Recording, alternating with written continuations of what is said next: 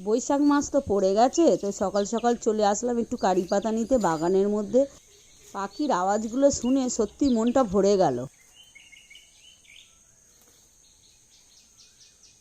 তোমরা শুনতে পাচ্ছ কি জানি না, শুনতে পেলে অবশ্যই কমেন্টে জানিও। বাড়ির কাছ থেকে একটু কারি পাতা তুলে নিলাম। বিয়ে বাড়ির থেকেও অসাধারণ আলু ভাজার রেসিপি তোমাদের দেখাবো।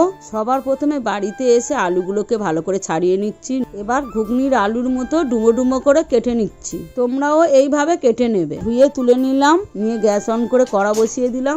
গরম কড়াইয়ের মধ্যে পরিমাণ মতো একটু সাদা তেল দিয়ে দিলাম। কারি পাতাগুলো ভেজে নিচ্ছি। লক্ষ্য রাখতে হবে যাতে না পুড়ে যায়, পুড়ে গেলে স্বাদটা নষ্ট হয়ে যাবে। হালকা ভেজে তুলে নিলাম। একটু বাদাম ভেজে নিচ্ছি পরিমাণ মতো। বাদামগুলোও হালকা ভেজে তুলে নিচ্ছি যাতে না পুড়ে না যায়। বেশি ভাজলে তেতো হয়ে যাবে। দুটো শুকনো লঙ্কা ভেজে নিচ্ছি। শুকনো লঙ্কাগুলো বেশি কড়া করলাম না, হালকা ভেজে তুলে নিলাম।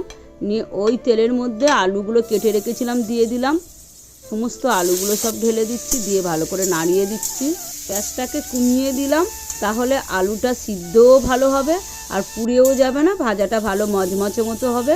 তবে এই আলু ভাজার স্বাদটা ভালো মতো বাড়বে। পুড়ে গেলে ও স্বাদটা নষ্ট হয়ে যাবে। পরিমাণ মতো একটু নুন, একটু হলুদ গুঁড়ো দিয়ে দিলাম, দিয়ে একটু নাড়িয়ে দিচ্ছি ভালো মতো ভাজা হওয়ার জন্য। আগে নুনটা আমি দিইনি, তার কারণ আগে নুন দিলে নুন আর আলু মিশে একটা রস বেরিয়ে যায়। রসটা থেকে আলুটা কড়ার গায়ে লেগে যায়, গেলে আলু ভাজাটা এরকম মচমচে সুন্দর হয় না। এবার আমি একটু পরিমাণ মতো পোস্ত দিয়ে দিলাম। পোস্তটা দিয়ে এবার হালকা হালকা করে নেড়ে নিচ্ছি, যাতে প্রত্যেকটা আলুর গায়ে পোস্তটা ধরে নেয় আর মচমচে ভাবটা হয়, খেতে ভালো হয়। যে কারি পাতা, লঙ্কা আর বাদাম ভেজে রেখেছিলাম দিয়ে দিলাম, দিয়ে একটু হালকাভাবে নাড়িয়ে নিচ্ছি।